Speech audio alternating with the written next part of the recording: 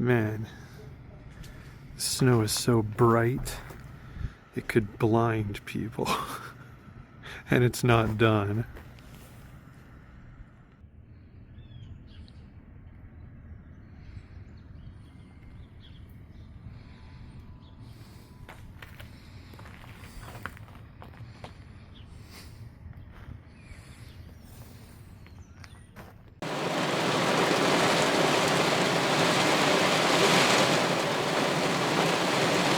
Hey, it's Glenn. So, this is where I am. We got through that freeze. It was a long one, too. It was really cold, and it took forever for all the ice chunks to freeze. To melt.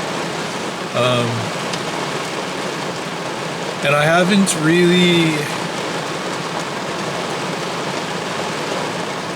had a space to make any kind of videos. Like, I just haven't,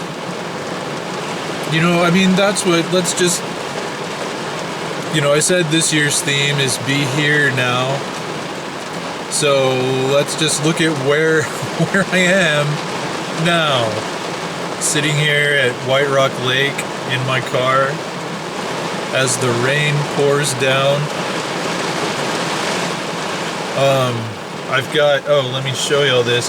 I don't know, I can't check all the footage from when I have film videos, but I got the folding keyboard for my I'm holding the camera with one hand. See, and that's how I've been writing my novels, on my phone.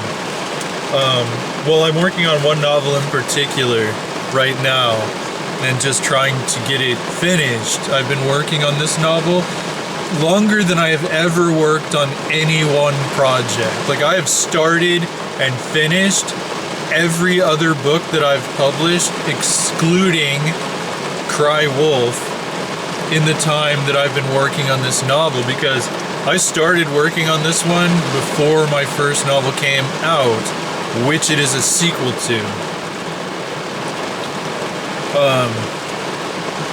And I started working on it with no outline because just a scene came to my head and I started writing the character. And at that time I was still insisting,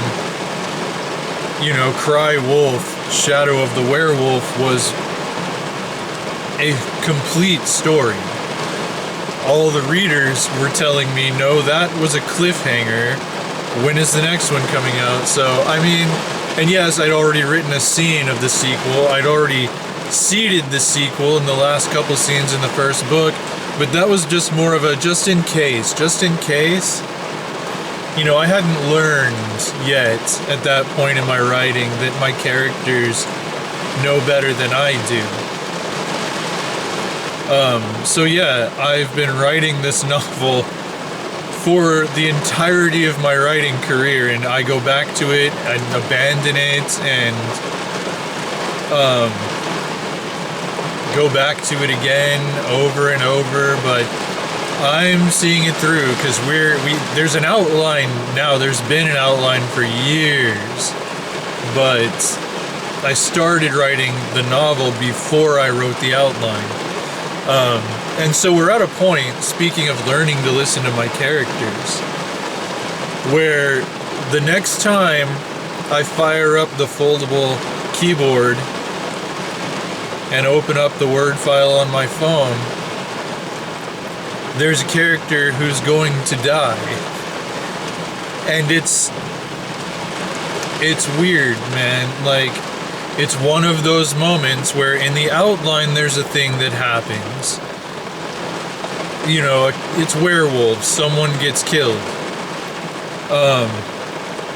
But that character was not named. It's more like a function. A person of this type is who they encounter. And so it was actually, as I was writing out the outline, or fleshing it out, redrafting it, something like that. Because it's in the outline now. It's in the outline I'm currently working from. The character is now named, but it's because when I was just existing as I do as an author with lots of characters chattering in my head, this particular character from another story set in this universe, a finished story, you know, like a one-off story, is, you know, looking over my shoulder, so to speak, as I'm fleshing things out, the roadmap for this novel, and it's like, put me in, coach. And I'm like, what? No. You do understand what's happening in this scene, right? And he's like, yes, I do. And you need me there. But I'm like, but werewolves, but there were not werewolves in your story. Is it not genre jumping? And he's like, but my story existed from the beginning in this timeline in which there are werewolves. And specifically referenced, without saying the word vampire, a story about a vampire. I've always existed in this world. And I'm like, but you understand what happens in this scene, right, man? You understand. And he's like, yeah, I know. This is where I go. And I'm like, see, I get emotional about these things. But,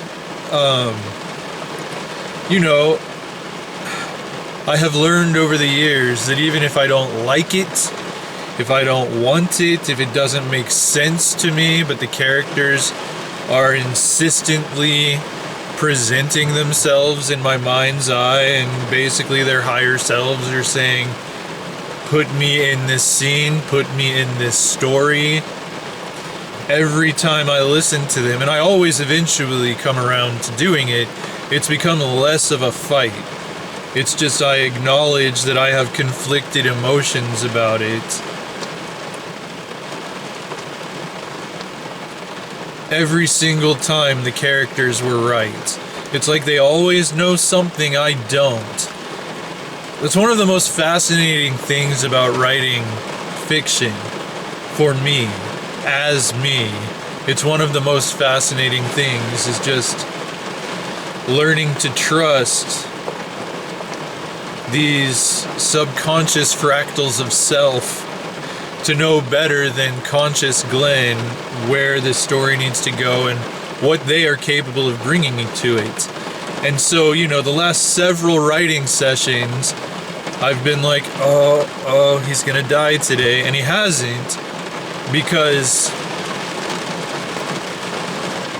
the build-up is what makes it powerful, as it turns out. The other characters, the narrative flow, basically just painting a picture of what's actually going on here. Because if you've only read Cry Wolf and you're going to read this sequel, you're not going to know who this character is. So he has to be reintroduced into the Shadow of the Werewolf narrative, as though you've never met him. So we kind of have to bring you up to speed in a way that's organic and that makes sense in the narrative structure of this novel. And so that's what's been happening. And then, of course, like, this book is just I mean, I'm not doing it any justice by saying this, but sometimes I think it's just a werewolf sitting around having philosophical conversations over coffee and hot chocolate, kind of a novel. But there's so much more going on in it. Like, it's got some action scenes. It's got some crazy. It's a crazy book. But we're approaching the point of just escalation to the climax. And it's like the protagonist, you know, Daniel, if you read the first book, you know who the main character is growing as a character in ways that I didn't anticipate he would, just by looking at bullet points, like plot points that we're gonna hit. And as I've been writing the interaction between Daniel and this character who insisted on stepping in to play the role in this scene of the person who is killed in this scene. I mean, that was my last writing session, was just the two of them having a conversation about monsters and redemption. And that couldn't have happened without this character stepping in. It couldn't have happened so brilliantly that this character is kind of holding up a mirror to my protagonist and showing him possibilities, like that you can be a monster, but you don't have to stay a monster. Like, you know, you can still make choices. You may be a werewolf, but you can still make choices, you know? I don't know. So that's where I'm at right now, is I've gotten to the point where the next time I write, this character dies.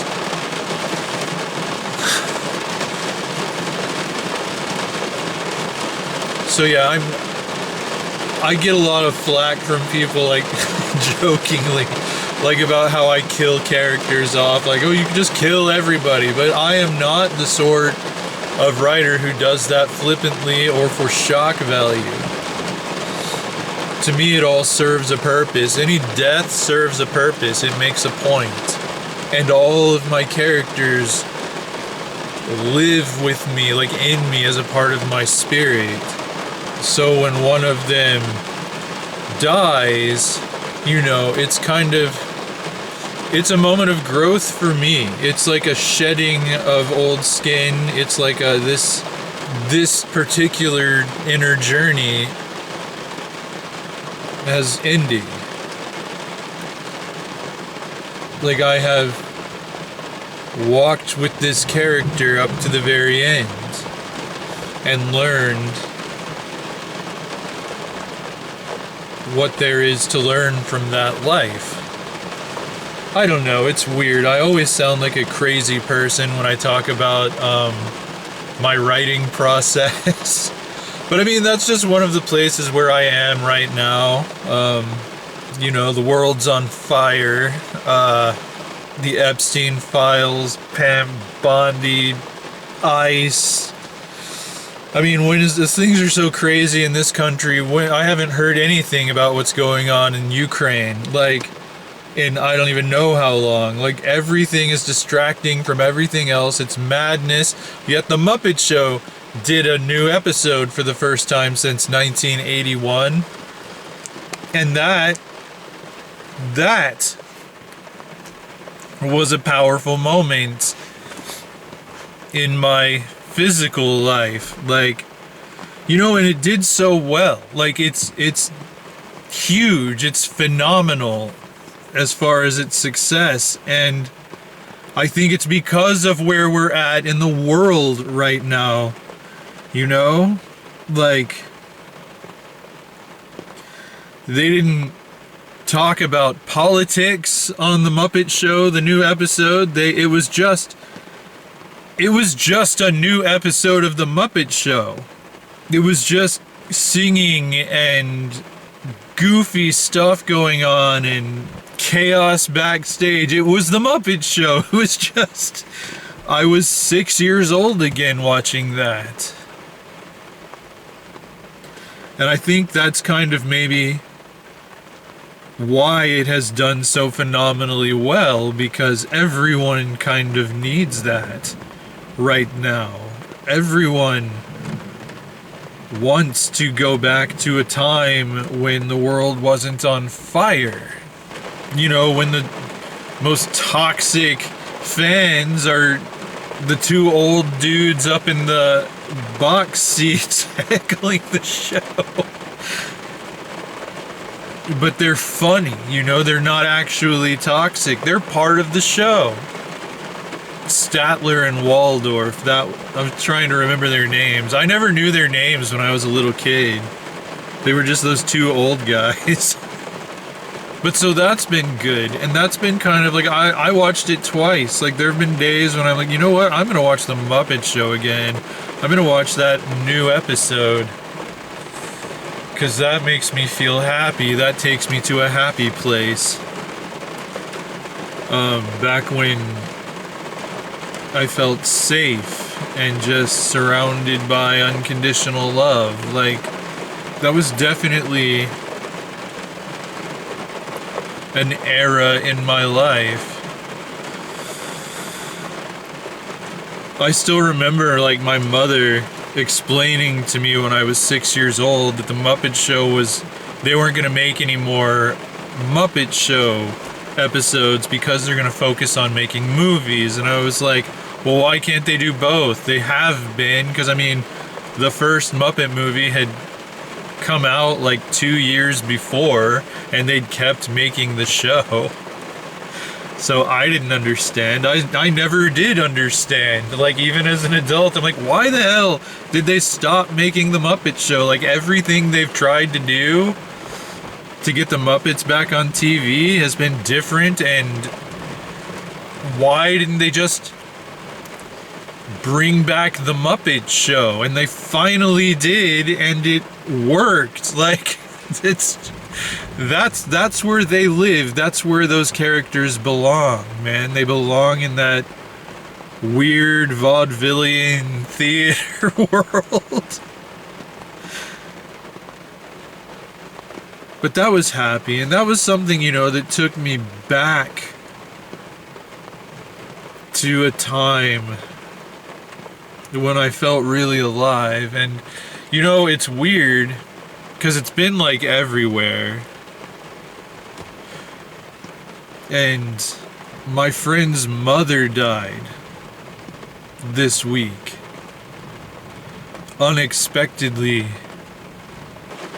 Old friend, like lifetime friend, you know, since high school. And, like, we had a falling out a long time ago, which was probably necessary for growth, for personal growth, I think.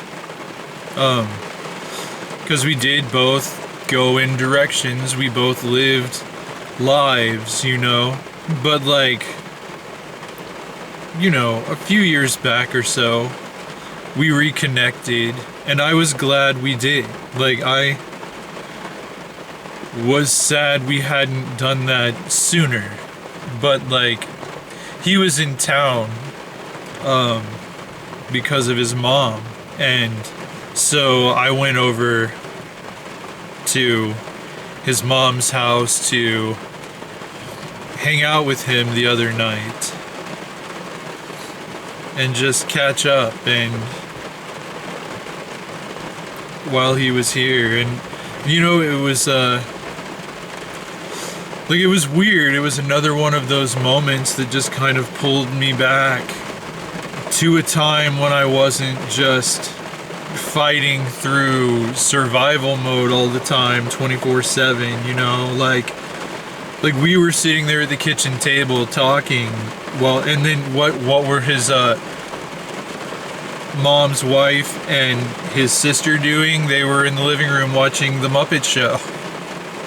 That the very episode that I was just talking about, they were watching it, and you know, meanwhile we're in the kitchen. It's like paralleling that, and he's got this stack of old photos he found,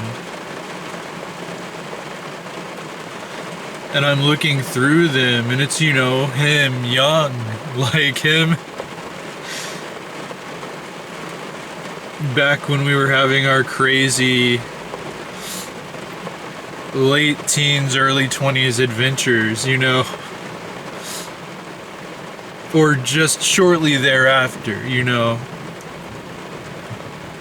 And I guess it just struck me looking at those pictures. Like, it took me backwards in time. It took me back to that energy, I guess, internally. Like, it was a profound moment for me, just, you know, looking at these pictures of the past, listening to people in the living room watching the Muppet Show, which is an echo from an even earlier moment in the past where I was happy and thriving, you know. Like, I mean, it's weird. I mean, so then we went out on the back porch and talked for a long, long time, and then I hated to leave because, you know, I was treasuring the moment. I was treasuring the contrast to who we are today and who we were in those old pictures, you know. And I was treasuring the connectivity of it all, like the continuity. I was treasuring the friendship and feeling really happy that we did reconnect, you know, and that we could just sit there and talk. Like, I think we could easily just fall back into some version of who we were. I guess we are some version of who we were, you know. It's just that so much time and drama, you know, like, we are characters who have been forged by all the sound and fury we've encountered along our timelines, even on separate paths, you know, but we're still at the core the same characters, right? Like, I mean, that's why I like to write ticking clock timelines. I don't like floating timelines, because characters are more interesting and moments in their lives are more impactful and powerful if you allow them to live real lives.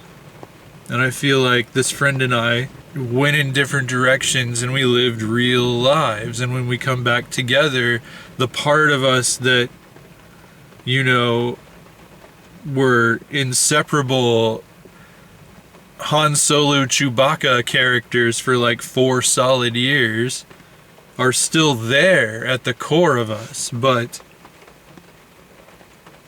we are also these characters who, you know, after that comic book ended, we both got our own comic books and went on our own adventures, and now we're coming back.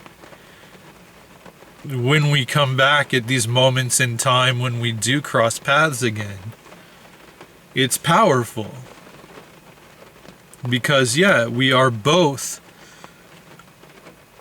those iterations of self of old and the modern, more seasoned characters who have lived lifetimes of adventures on our own. I don't know, it's just kind of a bow your head, the Batman in me recognizes the Batman in you moment, you know?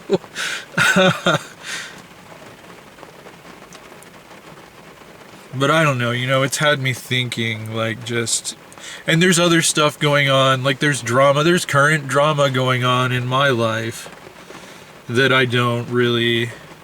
It's like I feel like I'm at a point where it's time to start building. Like, it's almost like, you know, the Muppet Show, my old friend, like, kind of all the things that remind me of better times, energize me, you know, better times in the past, energize me for building toward the better times in the future. While at the same time, focusing on being here now. And so I guess that's what I've done. Like when I watched the Muppet Show, I was feeling things from the past, but it's kind of like those feelings are here now. You know, hanging out with my old friend, I'm thinking about the past, but that friendship is here now, and that's what makes these things powerful. is that they come from the past, and the ripples go well into the future, but here we are now. You know, here we are now with these big things. So, what else is here now? Autodidactica is going to be getting back on track along with everything else. And that's the thing, I guess the thing is, I feel like it's upward and onward time. New book is coming out. I have the right energy, you know, I'm actively working on a manuscript regularly. I'm sitting here filming a vlog for the first time in weeks and or months. I'm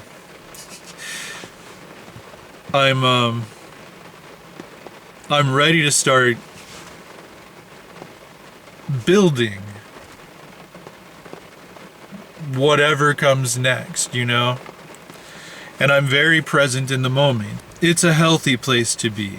I feel good, ultimately, about everything, about where I am, even though, yes, I am still working homeless, nowhere to go but sit in my car in the rain at White Rock Lake for the moment. But what am I gonna do? I'm gonna call my dad and catch up with my dad when I stop recording, and then I'm going to write that scene. I'm going to write that scene in the new Shadow of the Werewolf novel I'm working on. You know, like, this doesn't stop me. I'm not stopped. I am moving full speed ahead in this present moment. I am addressing obstacles and overcoming them.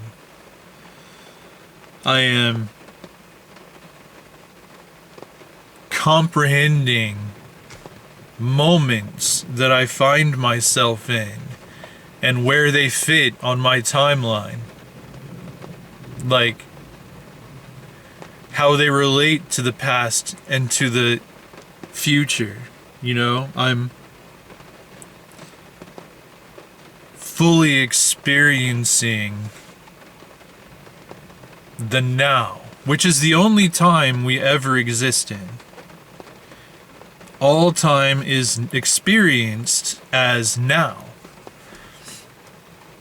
So if we aren't allowing ourselves to fully feel and experience and process and analyze the moments we're in, are we really living our best lives? Are we really getting the most out of our lives? Because when you experience, when you comprehend the power of a moment as you are in it and experiencing it, no matter how small a moment it may seem to be at the time, you're able to experience that power and that energy and let it fuel you as you move forward. You're able to take that power of that moment and empower yourself with it. Whereas I feel like it's all too easy to just try to get through a moment.